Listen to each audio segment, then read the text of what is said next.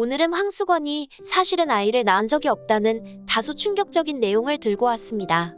알다시피 지금까지 황수건은 의성군의 친모로 알려졌습니다. 그리고 지난 11화에서 성남대군의 친자 확인 논란이 벌어졌을 때 다른 왕자들과 달리 의성군의 귀 뒤에 돌출된 뼈가 없다는 것을 알게 되면서 의성군은 권희관의 아들일 가능성이 높아진 상태였습니다.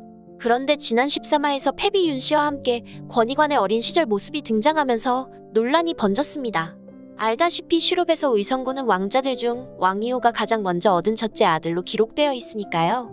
하지만 20년 전의 권희관은 아직 혼인도 하지 않은 어린 나이였습니다. 그런 권희관이 간택후궁인 영의정 딸과 사랑에 빠져서 아이를 갖게 했다는 설정은 다소 무리가 있습니다. 물론 조선시대에는 혼인도 일찍 했고 당시 패비 윤씨가 폐위되기 전에는 중전이었으니 당시 어렸던 황수건 입장에서 왕자였던 권희관을 사모한 나머지 밤을 함께 몰래 보냈을 수도 있습니다. 하지만 이건 솔직히 억지스럽죠.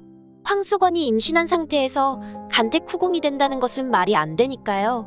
더군다나 당시 권희관은 황수건이 후궁첩지를 받을 당시에는 궁궐에 들어갈 수도 없었습니다.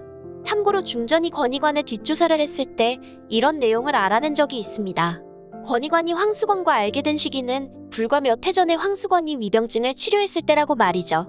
그리고 그때 황수건이 권희관을 동궁전 담당의관으로 추천했다는 것도 알려지게 되었죠. 결과적으로 황수건이 권희관과 사통한 시기는 불과 몇 해 전이기에 의성군의 아버지가 될 수 없습니다. 권희관 역시 의성군이 자기 아들이라는 걸 알았다면 역적모의에 끌어들이지 않았을 것입니다. 그래서 말인데 황수건은 애초에 아이를 낳지 않았을 가능성이 높습니다. 즉, 중전보다 먼저 아이를 가져야 한다는 조바심과 자신이 새손이 될 아들을 꼭 낳아야 한다는 욕심에 거짓으로 임신을 꾸미고 몰래 민가에서 아이를 데려왔을 가능성이 크다는 것이죠. 그것도 아니면 임신 후 유산을 했거나 출산 중 아이를 사산을 한 탓에 그걸 속이기 위해 민가에서 돈을 주고 아이를 데려왔을 가능성도 있습니다. 또한 딸을 낳아서 아들인 의성군과 바꿔치기 한 것이라면 황수건이 20년 동안 딸을 한 번도 안 찾아갈 리 없었겠죠.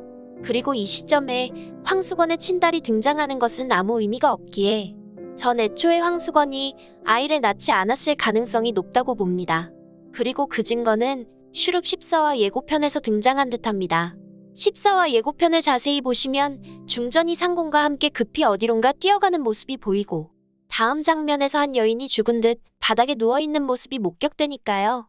이어 중전은 독살된 그 여인의 죽음을 밝히는 과정에서 은비녀에도 독 반응이 나오지 않자 세자와 똑같은 독으로 죽었다는 것을 알게 됩니다.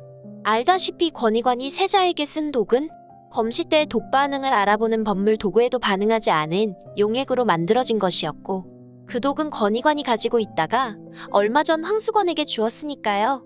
즉 황수건이 대비를 독살하려다가 실패하자 비밀을 감추기 위해 이번에는 의성군의 친모를 찾아가 똑같은 도구로 죽였을지도 모른다는 것이죠. 하지만 이 또한 저희 뇌피셜이자 추측이기에 민가에서 죽은 여인이 과거의 권희관과 연관된 의녀나 궁녀였을 수도 있기에 본방송에서는 내용이 달라질 수 있다는 점 참고 부탁드립니다. 오늘 준비한 내용은 여기까지입니다. 많은 의견과 댓글 남겨주시길 바라며 구독과 좋아요 꼭꼭 부탁드립니다. 시청해주셔서 감사합니다.